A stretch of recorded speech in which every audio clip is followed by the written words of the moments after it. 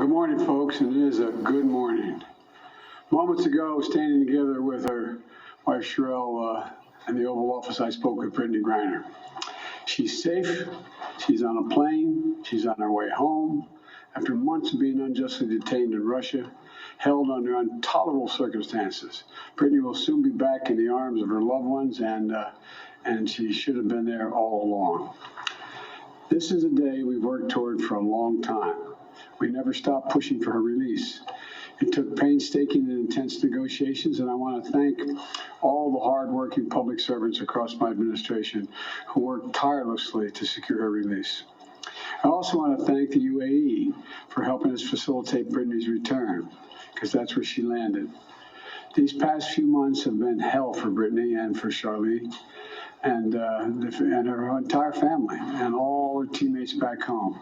People all across the country have learned about Brittany's story, advocated for her release, stood with her throughout this terrible ordeal. And I know that support meant a lot to her family. I'm glad to be able to say that Brittany's in good spirits. She's relieved to finally be heading home. And the fact remains that she's lost months of her life, experienced the needless trauma, and she deserves space, privacy, and time with her loved ones to recover and heal from her time being wrongfully detained. Brittany is an incomparable athlete, a two-time Olympic gold medalist for Team USA. She endured mistreatment and a show trial in Russia with characteristic grit and incredible dignity. She represents the best America, the best about America. It is across the board, everything about her. She wrote to me back in July.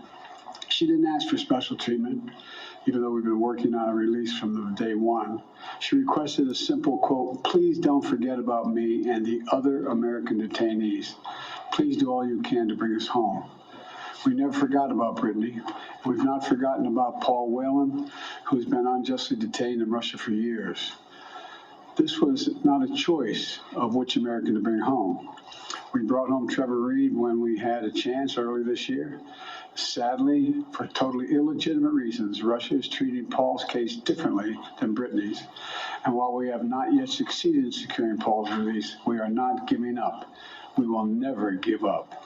We remain in close touch with Paul's family, the Whelan family, and my thoughts and prayers are with them today. They have to have such mixed emotions today. And we'll keep negotiating in good faith for Paul's release. I guarantee that. I say that to the family. I guarantee you. And I urge Russia to do the same to ensure that Paul's health and humane treatment are maintained until we are able to bring him home. I don't want any American to sit wrongfully detained and one extra day if we can bring that person home.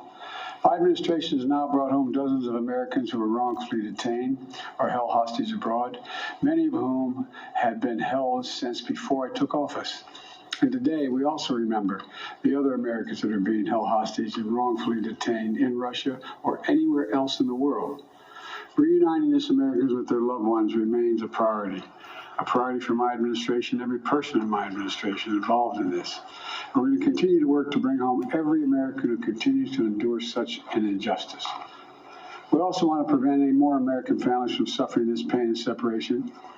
And I strongly urge all Americans to take precautions, including reviewing the State Department's travel advisories before they travel overseas, which now includes warnings about the risk of being wrongfully detained by a foreign government.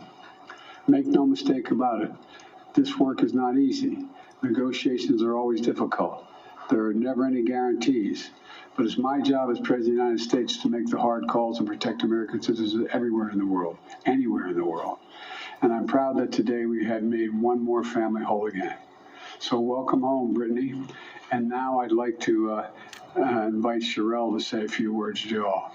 Of course, she's not excited at all about this.